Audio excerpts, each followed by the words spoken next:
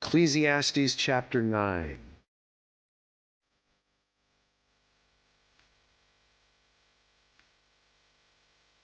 I've been kind of wanting to lengthen this a little bit because I know that coming next is the Song of Solomon.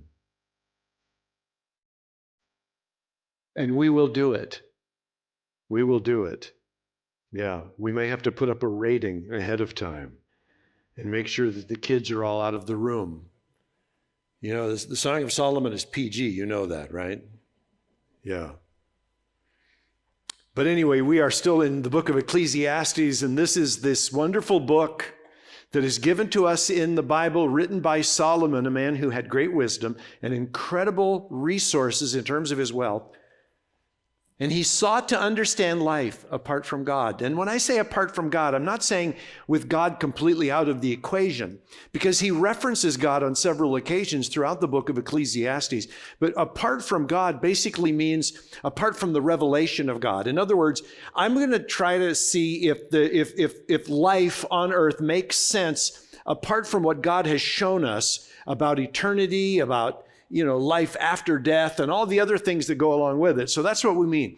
And he refers to it over and over again as life under the sun. That's his pet phrase, under the sun, meaning life on earth apart from the revelation of God. This is basically life as man sees it. With man's wisdom, with man's ability to look at, and he tries to look at all kinds of things. He looks at life, he looks at death, he looks at work, he looks at pleasure. He looks at insanity. He looks at foolishness. He takes all of these things into consideration and says, is there anything here that's worthwhile? Is there anything here that has any meaning? And of course, we saw when we started off the book of Ecclesiastes, he started with his summary, which is very opposite of the way we say things. We wait till the end to give our summary. He started off right from the get-go and said, meaningless, meaningless. It's all meaningless. It's all vanity. It's all emptiness, And so he then spends the rest of the book of what we call Ecclesiastes proving his point.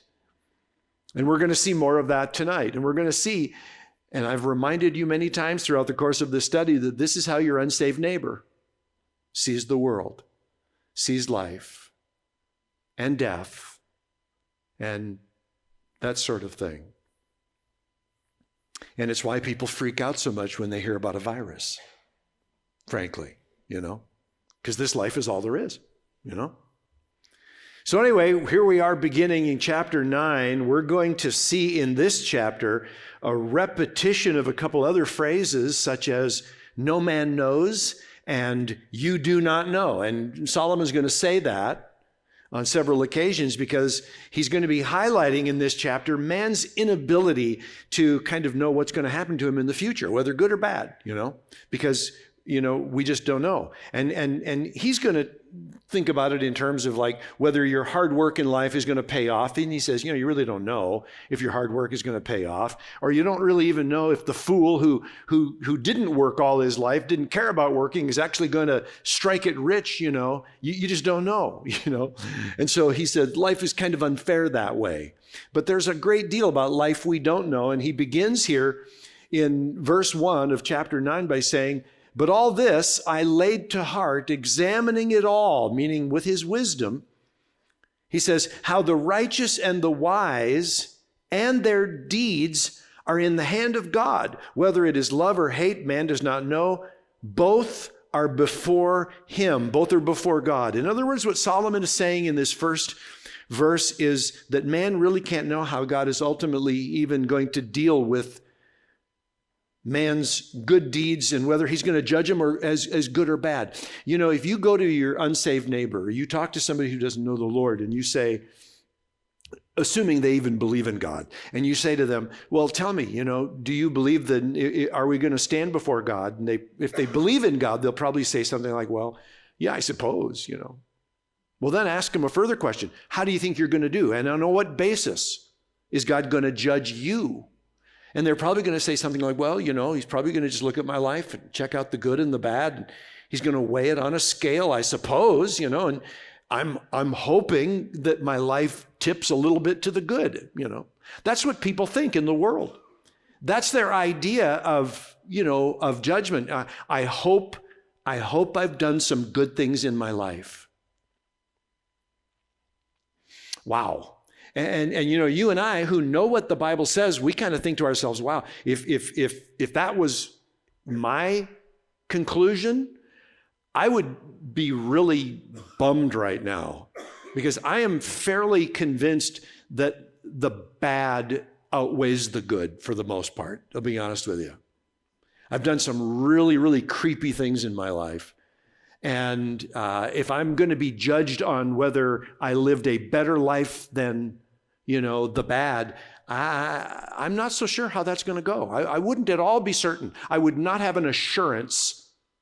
I would probably be biting my fingernails right up to the moment of judgment, And that's what Solomon's saying in this first verse. He's basically saying it's all in the hands of God, and we don't know.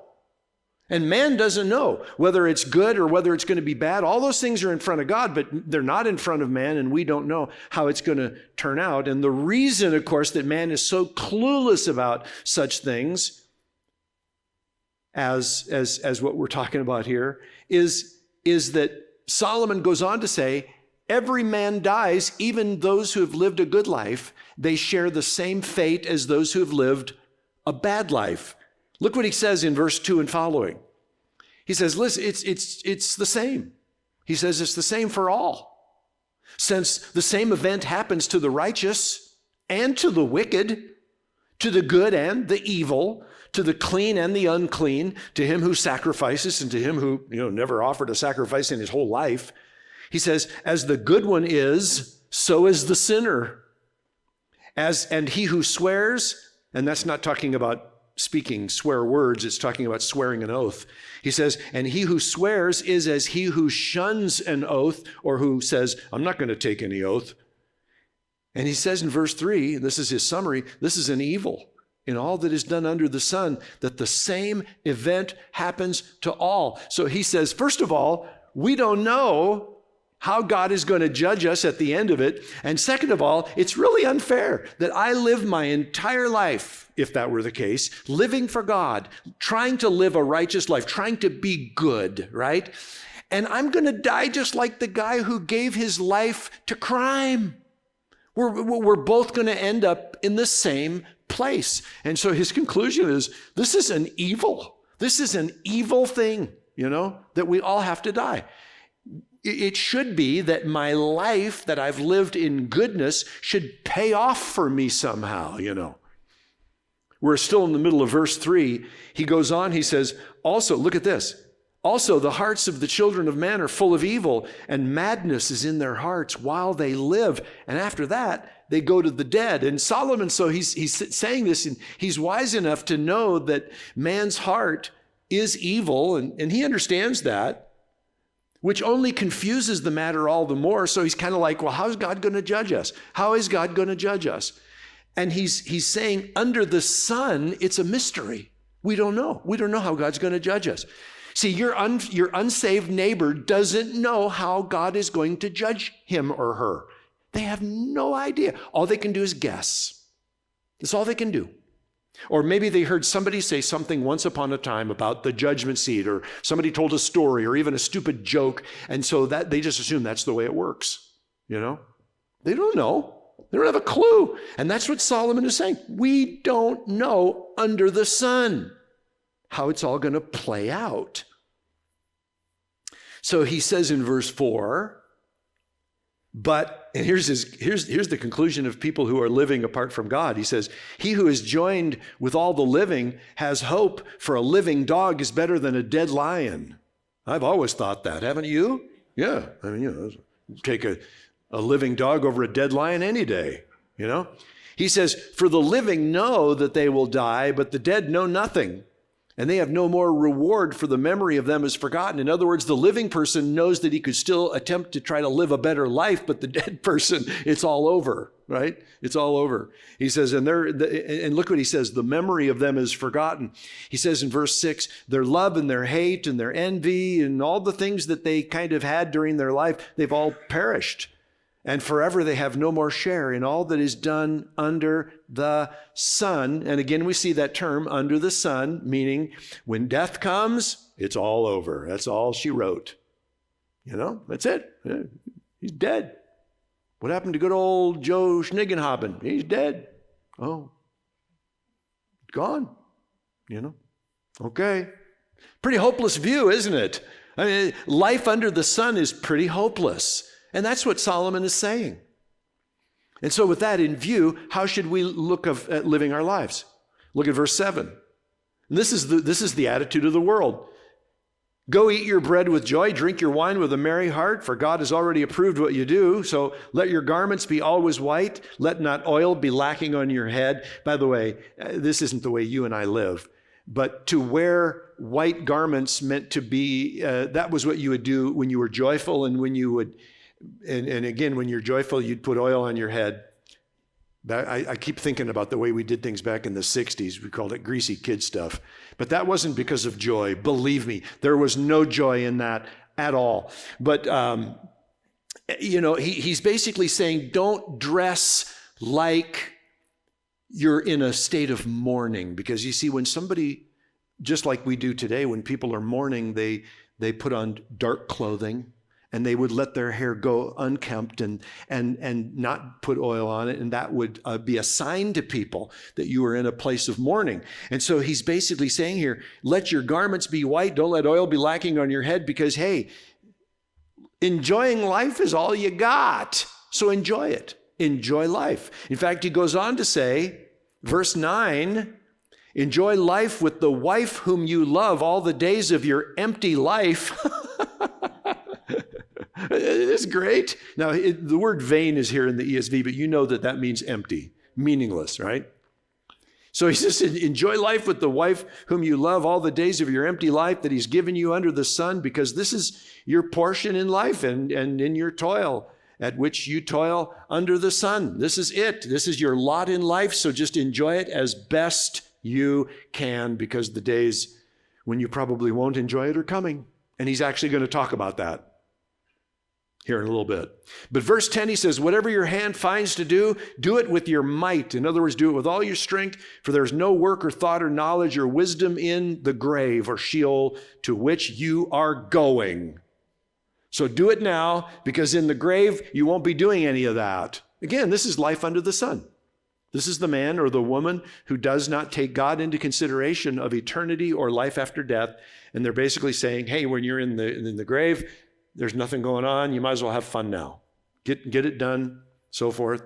So remember that. Death under the sun is non-life.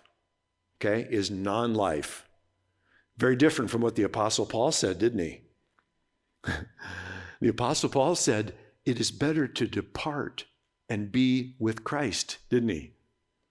I was actually just sharing that with a woman today in a letter.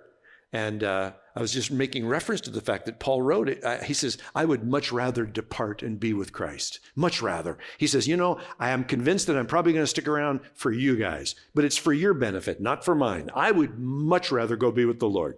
I would much rather leave this body and go and be with the Lord. Far and away better, right? But that's not what you're getting here from Solomon when he thinks of life under the sun. Paul is viewing it from life above the sun. He's thinking of it in the sense of eternity and the revelation of what God has given us in his word. And he can't wait to go be with the Lord. He knows that he needs to stay because God has a purpose for him staying, right? God has a purpose for your life. And when that purpose is over, we gladly go to be with the Lord. Because that's, as Paul says, better by far. Now, that's not what you're hearing here from Solomon. He's saying, no, when you're dead, that's non-life. There's no life going on. Paul called going to be with the Lord, listen to this, he called it the life that is truly life when he wrote to Timothy. Anyway, it goes on here, verse 11. He says, again, I saw that under the sun, the race is not to the swift, nor the battle to the strong, nor bread to the wise, nor riches to the intelligent, nor favor to those with knowledge, but time and chance happen to them all. In other words, when you live life under the sun and you're not thinking about the sovereignty of God and the purpose of God and the plan of God, life becomes a coin toss, right? It's like, hey, flip a coin.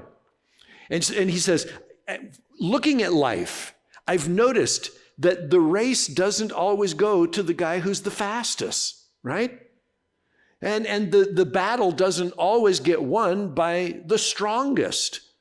And so sometimes it's just like, who knows? Who knows why that guy won? Who knows why that guy came out on top? Who knows why that guy over there was successful in business and that guy there tanked? We don't know. He says it's chance. Just chance. That's what your neighbor thinks. Your unsaved neighbor. Verse 12, for man does not know his time.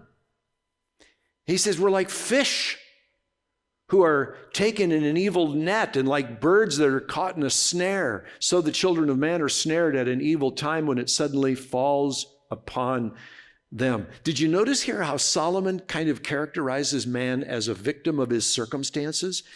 And he says, we're just swimming along like a dumb fish, or we're flying along, like a dumb bird, and all of a sudden, boom, like a fish, we swim into the net, and we don't really even know how we got here, or like a bird, we're suddenly in a snare, and it's like, well, what's this? What is this?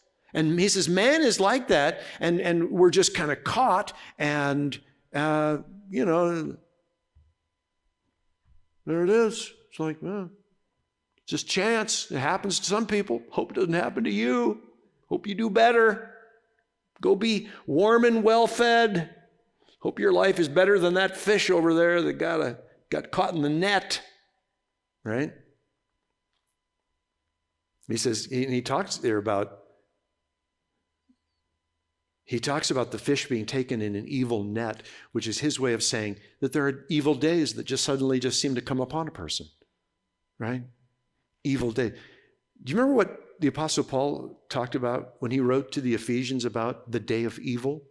Because Solomon is right. The day of evil does come from time to time. It does spring upon us from time to time. However, Paul told us that when the day of evil comes, that God has given us an armor to put on. In fact, it's a full armor, right? He says, put on the full armor so you can take your stand when the day of evil comes. And after doing everything, you're going to end up standing in victory because God has given you the victory. The battle belongs to him, and you are able to stand because of God. And Solomon, of course, isn't keeping any of that in mind. And he's just saying, you're caught in a net and you're dead, But see, above the sun, we know something different.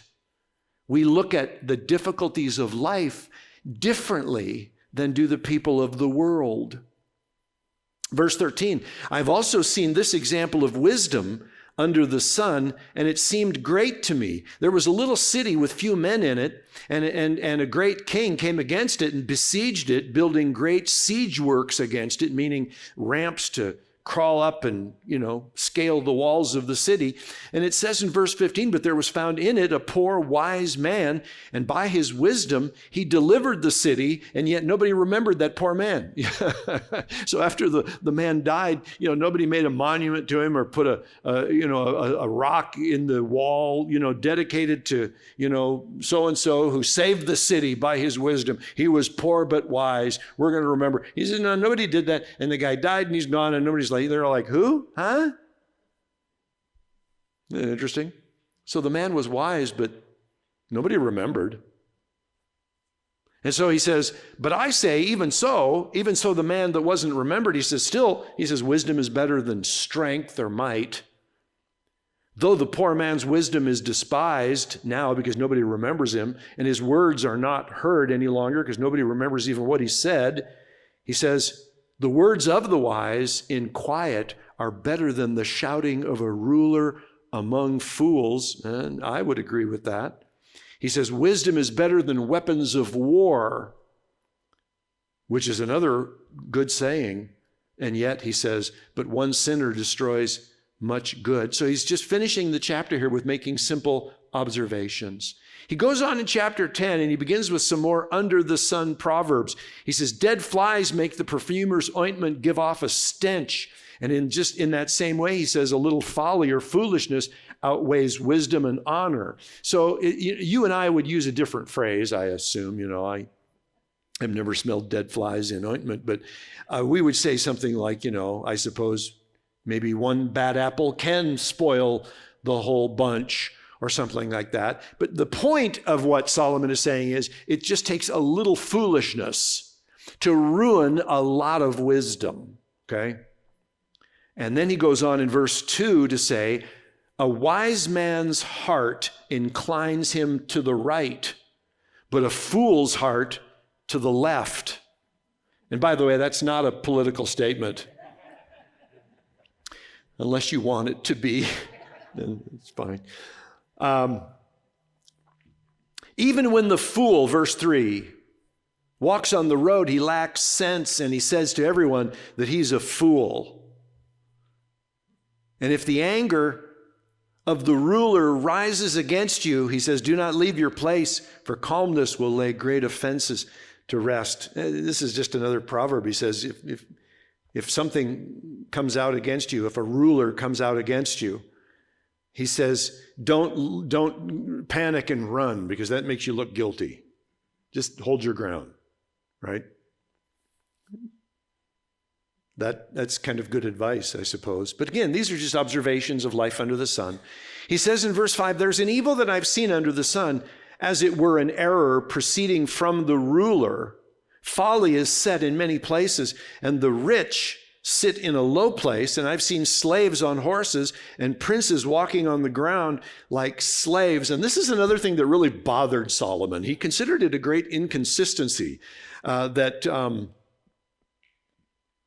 showed a great lack of wisdom when he would look at kings and he would say, this king is dumb. He's a fool. And yet he ascended to, the throne of this country. And here's this wise man who walks like a slave, and he's well able to rule the country, and yet he's barely even noticed. And he's just talking about how in the world we see these kinds of things all the time, and it's an inconsistency, and it's something that he thinks is just a great evil, right?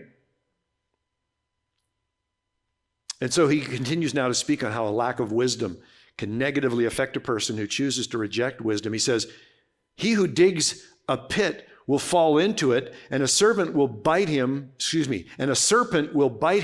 who breaks through the wall. He who quarries stones is hurt by them, and he who splits logs is endangered by them. In other words, if you're not wise, if you're dumb about the way you do your work, you're liable to get hurt.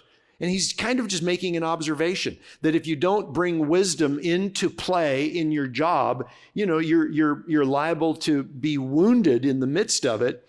In fact, he goes on to say, if the iron, and that's another word for an axe, they called it an iron in those days, is blunt and one does not sharpen the edge, he must use more strength, obviously, to cut a piece of wood or cut down a tree.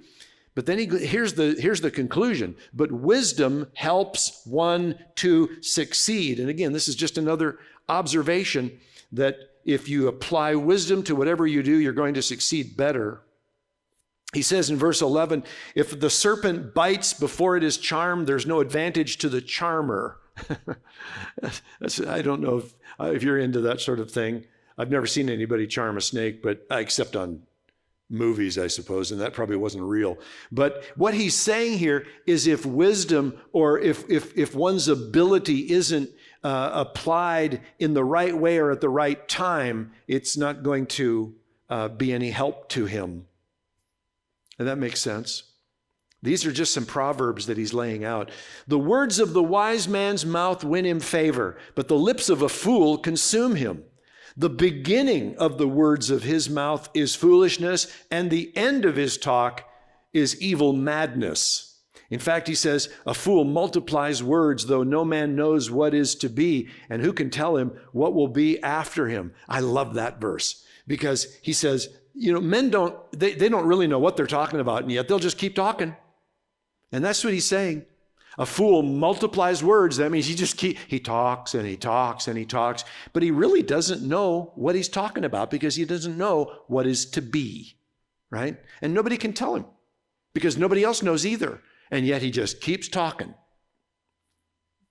Verse 15 says, the toil or the labor of a fool wearies him, for he does not know the way to the city. when he makes that statement, he doesn't know the way to the city, it just speaks of just kind of how ignorant he is. You and I might say something like, he doesn't know enough to come in out of the rain. You know how we'll say that sometimes. Didn't your mama teach you to come in out of the rain? And it's meant to kind of infer, you're not really using your common sense right now. And that's what he means when he says the toil of a fool, the work of a fool, wearies him because he doesn't have common sense that he's applying to his everyday actions. Verse 16, woe to you, O land, when your king is a child and your princes feast in the morning. Happy are you, O land, when your king is the son of nobility and your princes feast at the proper time and for strength and not for drunkenness. So good leaders benefit a nation. He says through sloth, which is laziness, the roof sinks in because somebody's not taking care of his house. And through indolence, which is another word for laziness, the house leaks. Bread is made for laughter, and wine gladdens life. And here's the attitude of the world, isn't it? And money answers everything. There it is, huh? Life under the sun. You got money, you can answer everything. That takes care of everything. And people still believe it today. We still believe that money is the answer for everything. Verse 20, even in your thoughts, he says, do not curse the king, nor in your bedroom even curse the rich, for a bird of the air will carry your voice, or some winged creature tell the matter. Today we would say, be careful what you say because the internet's going to take it everywhere. Right? Loose lips sink ships. You ever heard that saying? Yeah. Solomon is basically commenting here about how important it is to control your words because they can easily come back to bite you. These are, and frankly, that's a good reminder. There's nothing that we're going to, differ with him on that. Chapter 11 continues with the theme of not knowing what the future holds. So Solomon offers some advice here. He says, cast your bread upon the waters, for you will find it after many days. Give a portion to 7 or even to 8, for you know not what disaster may happen on earth. All right, let me tell you what he says here. When he uses the phrase casting your bread upon the water, he's basically talking about distributing your generosity or your goodness to a lot of people so that they'll end up owing you in the end. That's what he's talking about. He says, cast your bread upon the water because you don't know what's going to happen in life and you might need to call in a favor or 2 or 3. And you can say, hey, remember when I helped you? Yeah. Well, I'm asking for a favor now. He says, you never know. You never know what disaster might come up. Right? That's the way the world thinks, right? Life under the sun. Hey, if you don't have God to turn to in a time of disaster, it's like, well, then be smart about your resources and give them to people so that when times get tough, you can call in some favors. Verse 3. This is interesting, and it sounds a little funny, but I'll explain it. If the clouds are full of rain, they empty themselves on the earth. Sounds like something a wise weatherman would say, doesn't it? And then he says, if a tree falls to the south or to the north, in the place where the tree falls, there it will lie. Now that's wisdom for you guys. When the tree falls, that's where it's going to lie. It sounds funny to you and I. It sounds like he's like stating the obvious. But actually, he's continuing the thought of the previous verse, saying that man's life under the sun never knows how life is going to turn out or what may befall him. And the simple message of that is that there is a finality and a assurance to life that when it happens, just as rain clouds dump water on the earth, so do troubles get dumped on people and those living under the sun. You and I would say, hey, we hear about somebody who's going through hard time after hard time after hard time. What do we say? When it rains, it pours, I guess, right? That's all he's saying. When the rain clouds are full of moisture, they dump. And then this point about the falling tree, he's basically saying that once a tree is cut and it's felled in the forest, its fate is decided. And there it lies. And in the same way, he's saying that mankind living under the sun has no control over his fate. Something happens in his life, and there he lies.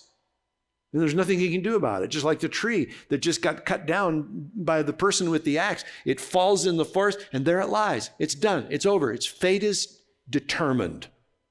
Do you understand this whole idea of determination is kind of a very depressed way of looking at life? To say that all these things are determined and this is our fate and it happens, and when it happens, there's nothing you and I can do about it, and this is just kind of life. And oh, what a horrible way to live. Don't you think? What a horrible way to live, to think, well, I guess that was his fate. Got cut down in the forest, and there he lies, right? Verse 4 says, he who observes the wind will not sow, and he who regards the clouds will not reap. In other words, if you wait for conditions to be perfect, you're never going to get anything accomplished. So just get busy. I always love it when people come to me and they want to get married and they say, we're just waiting to have enough money to get married. And I'm thinking, how much is that? How much money exactly do you need? We're going to start having children when we have got some things in order in our life and we have enough money. I'm like, God bless you. Anyway, if you're waiting for the perfect time, you're going to wait for a long time, right? So, verse 5, and this is really a fascinating statement. As you do not know the way of the Spirit comes to the bones in the womb of a woman with child, so you do not know the work of God who makes everything. Do you know what he's saying here? He's saying, as you do not know when an unborn child becomes alive. That's what he's saying. So also, he says, you don't know how God works. You don't know the work of God. You can't figure out God, just like you can't figure. Do you know we're still debating this? We're still today debating when an unborn child becomes a living being.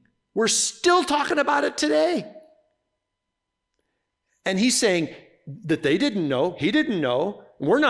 Some people aren't sure today. And so he says, but you know what? In that same way, while we're still debating some of these issues, it's just as you think it's easy to understand God if you can't figure out man. You can't figure out when man's life begins. How are you going to figure out the work of God? And so he's basically saying, you're just as clueless about that as you are about the other thing. And so man living under the sun is just simply left to guess. He guesses. And we talked about this before, right? Unbelievers guess. They guess. So that I encourage you, go talk to somebody who doesn't know the Lord. Ask them questions. Just say, what do you think about this? What do you think about heaven? Tell me about heaven. What do you think about? And they're going to go, well, I think. And it's going to be probably just wild, fanciful, kind of like, and what do you think about what happens to us when we die? Well, and they're just going to throw out their guesses, aren't they? You've all heard it before. You've been probably privy to some conversations, hearing people talk, at work or whatever. Maybe you were even part of those conversations before you got saved. And you said some things that just, they were just off the top of your head. Here's what I think. And Solomon is saying here that, there's no way you can know these things under the sun. You can't know them. You can't know God's will. You can't know God's purpose under the sun. Do you know even Christians struggle with this? I would have to say one of the most common questions that I get asked is, Pastor Paul, how can I know the will of God? Now, Solomon says, living under the sun, you can't. You can't. He says, you're clueless. You're just as clueless to understand how life begins in an unborn baby. You don't know the will of God, the purpose of God, the works of God. You can't know them. Now, as believers, it's a different situation, isn't it? Because we've been given the mind of Christ. We've been given prayer. We've been given the insight of God's word, the revelation of God's word to understand his will. We know a great deal about God's will just from the Bible alone. And then God's Spirit moves upon us and gives us wisdom and understanding related to these things. But the person in the world is just guessing. Verse 6, in the morning sow your seed, and at evening withhold not your hand. And that means don't stop working. Why? He says, because you don't know. You don't know which will prosper, this or that, or whether both alike will be good. You don't even know if that seed's going to come up for sure. You don't know if after having planted it, the water is going to be too lean, or the nutrients in the soil are such that it's just not going to work. You don't. So he says, basically, don't stop. And he's just emphasizing that refrain. You do not know. He says, verse 7, light is sweet and it is pleasant for the eyes to see the sun. So if a person lives many years, let him rejoice in them all. But let him remember that the days of darkness will be many. All that comes is vanity or emptiness. This is where Solomon starts talking about old age. And I love this part because this is just so perky. It just fills us with all kinds of hope. He's basically saying, if you love your days, great, that's wonderful, but just know this, the darkness is coming, In fact, he says in verse 9, rejoice, O young man, in your youth, and let your heart cheer you in the days of your youth. Walk in the ways of your heart and the sight of your eyes, but know that for all these things, God will bring you into judgment. You just don't know how he's going to judge you, because under the sun, you don't know those things, right? And so he says, remove vexation from your heart, which is grief and agony, and put away pain from your body, for youth and the dawn of life, or the vigor of life, if you will, are vanity, they're emptiness. He's saying that these things they're just a wisp. They're and they mean nothing in the grand scheme of things, Boy, tell that to the people, young people of America, right? Where we think that youth is so much the thing that we'll actually go under the knife when we start to see our faces sag or some parts of our body sag. We'll go under the knife and have plastic surgery because we want to look young, because youth is elevated and exalted, and Solomon says it's meaningless. It's meaningless. Chapter 12. Remember also your Creator in the days of your youth, before the evil days come and the years draw near, of which you will say, I have no pleasure in them. In other words, what Solomon is saying is, he's saying live wisely, or we might say live circumspectly, because he says there's going to come a day as you get older when the challenges of life are going to become greater, as your body begins to break down, as you deal with the issues that go along with age. This is just the cheeriest stuff you've ever read in the Bible, isn't it? Kind of goes along with what the Apostle Paul says, even though our bodies are breaking down and decomposing and stuff. What does he say, though? He says we're being remade every day, aren't we, in the image of Christ?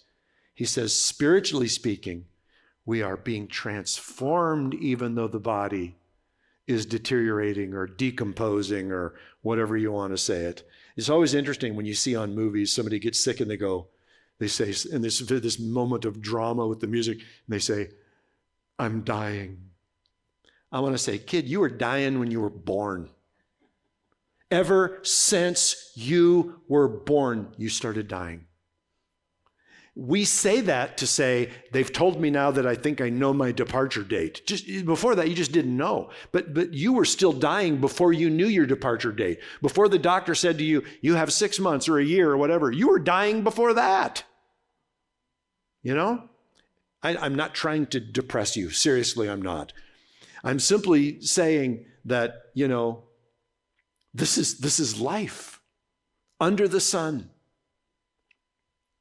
And if you think that that's bad, keep reading with me because it gets much worse.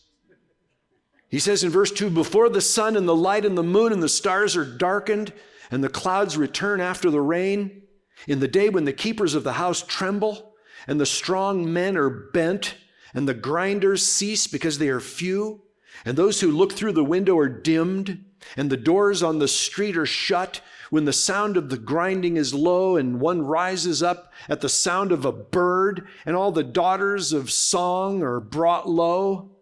They are afraid also of what is high, and terrors are in their way. The almond tree blossoms, the grasshopper drags itself along, and desire fails, because man is going to his eternal home, and the mourners go about the streets before the silver cord is snapped, or the golden bowl is broken, or the pitcher is shattered at the fountain, or the wheel broken at the cistern, and the dust returns to the earth as it was, and the spirit returns to God who gave it. Vanity of vanities, says the preacher. All is vanity. And that's just about as depressing as you can get of life under the sun, right? And so this chapter ends with just some references related to Solomon. And it says, besides being wise, the preacher also taught the people knowledge, weighing and studying and arranging many proverbs with great care. The preacher sought to find words of delight, and uprightly he wrote words of truth. The words of the wise are like goads, and like nails firmly fixed are the collected sayings. They're given by one shepherd. In other words, he's saying there's a pointedness to the truth. It's like a goad or a nail. Have you ever thought about that? Truth is like that, isn't it? It kind of pokes. It pokes at you. And it's truth is very black and white. Truth does not have gray shades. It's black and white. And he depicts it here as pointed, you know. He says in verse 12, my son, beware of anything beyond these. Of making many books there is no end, and much study is a weariness of the flesh. He says there's no end to writing books and investigating life, and it's all rather exhausting to read them. Man, this is exactly how I felt in high school. I just couldn't get the words put together, to explain to my parents. But here it is, right in the Bible. I wish I would have found it. I could have just quoted Ecclesiastes to them. I don't know that it would have made any difference, but I could have just said, much study is weariness of the flesh. They would have said, get in there and do your homework. That's what they would have said. The end of the matter. All has been heard. Fear God and keep his commandments, for this is the whole duty of man. For God will bring every deed into judgment with every secret thing, whether good or evil. Now, I want you to pause with me here. These final comments might sound like Solomon just lifted his head above the sun, because he talks about, fearing God, keeping his commandments, remembering that he will judge all things in the end. And it kind of sounds to us like, oh, wow, Solomon finally lifted his head. But even though he tells us to fear God, we need to remember that fearing God and having a confident faith in God are two very different things. And so these words aren't necessarily expressing any more spiritual insight than what we've been seeing throughout the course of the book of Ecclesiastes. Because as I said, even living under the sun, man will talk about God. He's just clueless about him, that's all. So let me end our study here of Ecclesiastes by helping to do what I think we all want to do, and that is lift our eyes above the sun. And to do that, we're going to take a look at a passage from 2 Corinthians chapter 4. Check this out on the screen. Paul writes, so we do not lose heart. Though our outer self is wasting away, our inner self is being renewed day by day. Look what he says about the difficulties of life. For this light, momentary affliction is preparing for us an eternal weight of glory beyond all comparison.